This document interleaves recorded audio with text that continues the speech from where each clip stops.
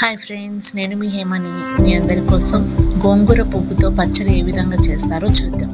గోంగూర ఆకుతోటి పప్పు పచ్చళ్ళే కాకుండా గోంగూర పువ్వుతో కూడా చేస్తారా అని కొంతమంది ఆశ్చర్యపోవచ్చు. అవునండి, గోంగూర పువ్వుతో కూడా పచ్చడి చేస్తారు. అది ఏ విధంగా చేద్దామో చూద్దాం. ముందుగా అయితే ఆ పువ్వునంతా తీసేసుకొని మంచిగా కడిగి ఒక క్లాత్లో అయితే గాలికి ఎండ పెట్టుకుందామండి.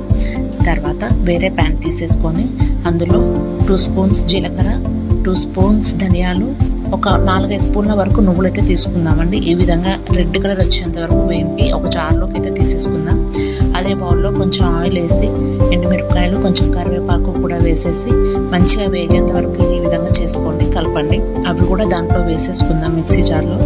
అదే ప్యాన్లో ఇంకొంచెం ఆయిల్ వేసేసి గాలికి పెట్టుకున్న గోంగూర పువ్వుని తీసుకొని ఈ విధంగా ఉప్పు వేసేసి మంచిగా వేగనివ్వండి.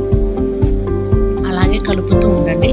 అడుగు అంటుతూ ఉంటుంది. అందులో కొంచెం పసుపు కూడా వేసేయండి.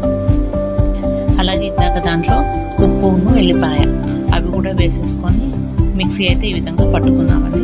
పట్టుకున్నాక ఈ గోంగూర పువ్వును కూడా దాంట్లోనే వేసేసి మెత్తగా అయ్యేదాకా ఈ విధంగా చేసుకోండి. గిన్నెలో వేసుకొని కలుపుకొని మొత్తం పట్టేశాక ఉప్పు గిట్ట ఏమైనా తక్కువ ఉంటే చూసుకోండి. సో ఫ్రెండ్స్, గోంగూర పువ్వు పచ్చడి రెడీ అయిపోయింది. వేడి అన్నంలో తింటే చాలా టేస్టీగా ఉంటుంది. మీరు కూడా ట్రై చేయండి friends. Thank you for watching.